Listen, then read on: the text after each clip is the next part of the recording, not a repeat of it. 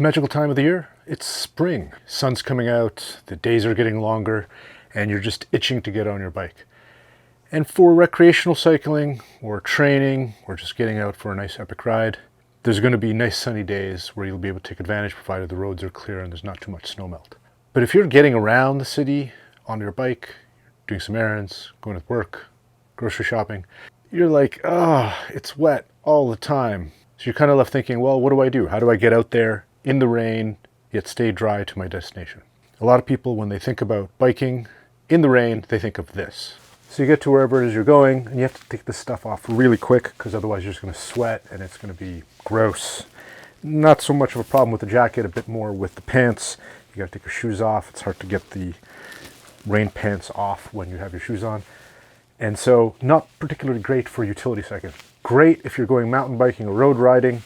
Sure enough, you want this stuff. But for commuting cycling, this just does not work. So what does one do when you want to stay dry but get to where you want to go in the city? Well, this is a cycling rain cape. It works. It works really well. This is a Cleverhood Rover rain cape. I got in the most garish possible pattern. This is called Dazzle. To get it on, simply just put it over your helmet. Some people I've seen put these on in their helmets. It's big enough to get over your helmet, though I can't zip it up all the way that way. But that's fine. The cycling specific features are, it has little loops here and here. These are so you have your handlebar out. It's taut. And lastly, there is a simple belt. It's not really a belt, it's more like a waist strap depending on your height.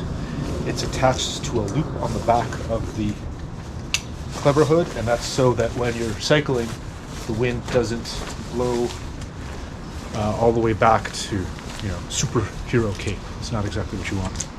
All right, let's get this on the bike and show you how it works. So here I am riding in my very stylish cycling rain cape. So you'll see I have the rain cape kind of draped over my handlebars, and that creates like a little bit of a tent.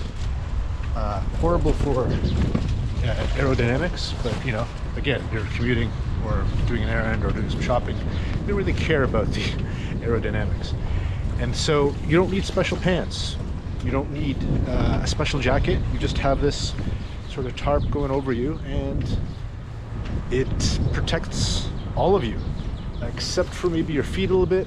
I still have a pair of waterproof cycling shoes on because, well, I like my feet to stay dry, and they're gonna get wet just from, even with good fenders, from getting stuff kicked up.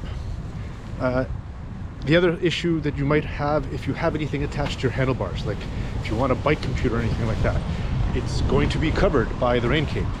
This is unavoidable. The only thing I want to mention is, even though this is a dazzling pattern, it's not reflective.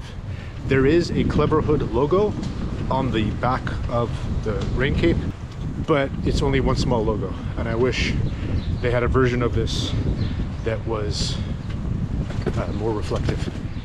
This material doesn't have to be breathable. One of the whole advantages of the rain cape is that you're not wearing it. It's more like a tent that you're holding onto yourself.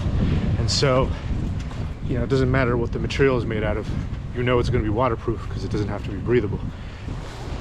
Another thing I want to mention, if you're thinking about getting one of these, is that size does matter. They come in short, regular, and tall.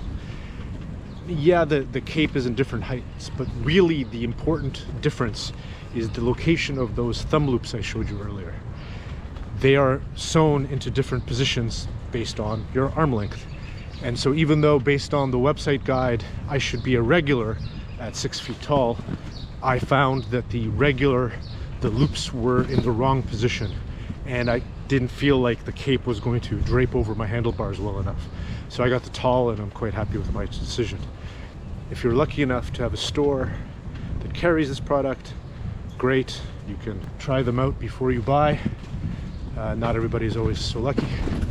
And there you have it. My recommendation for the best way to get around the city is a rain cape, not a Gore-Tex head-to-toe rain suit.